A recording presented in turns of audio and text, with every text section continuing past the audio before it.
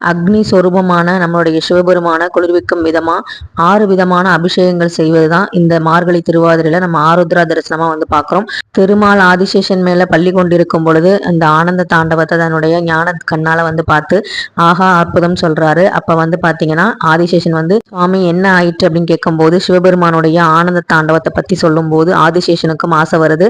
அதனால வந்து பூமியில வந்து பதஞ்சலி முனிவரா அவதாரம் எடுத்து அந்த காட்சியை வந்து அவர் காண்றாரு. அது மட்டும் இல்லாம சிவபெருமான் கிட்ட நான் கண்ட இந்த காட்சியை மக்கள் எல்லோரும் காணணும் அப்படின்னு சொல்றாரு. அதனாலதான் மார்கழி திருவாதிரையில இந்த ஆருத்ரா தரிசனம் சிறப்பு வாய்ந்ததா இருக்கு. இந்த நாள்ல நம்ம விரதம் இருந்து கணவருக்காக கணவருடைய ஆயுள் வந்து நல்லா இருக்கணும்னு சொல்லி வேண்டிக்கிட்டு ஒரு சுமங்கலி விரதமா வந்து இதை வந்து நம்ம கடைபிடிக்கிறோம். நாங்க வந்து பாத்தீங்கன்னா காலையில வந்து எங்க வீட்டுல வந்து களி மட்டும் செஞ்சோம், திருவாதிரை களி. அதுக்கப்புறம் வந்து அத்தையும் மாமாவும் வீட்டுக்கு வர சொல்லியிருந்தாங்க, சாமி கும்பிட்டு சாப்பிடலாம் அப்படின்னு சொல்லிட்டு.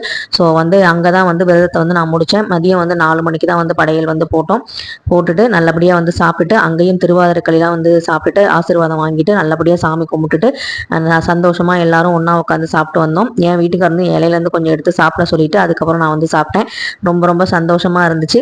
உங்க வீட்டுல நீங்க வந்து எப்படி சாமி கும்பிட்டீங்க, உங்க கணவர்கிட்டலாம் ஆசீர்வாதம் வாங்கினீங்களா அப்படிங்கிறத மறக்காம கமெண்ட்ல வந்து சொல்லுங்க. அந்த சிவபெருமானுடைய ஆசை நமக்கு பரிபூர்ணமா கிடைக்கும்.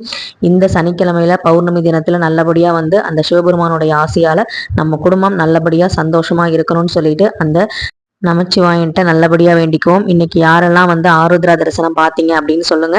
சுமங்கலி விரதம் வரலட்சுமி நோம்பு மட்டுமல்ல, இதுவும் கூட ஒரு சுமங்கலி விரதம் தான். நல்லபடியா வந்து வேண்டிக்கொள்வோம்.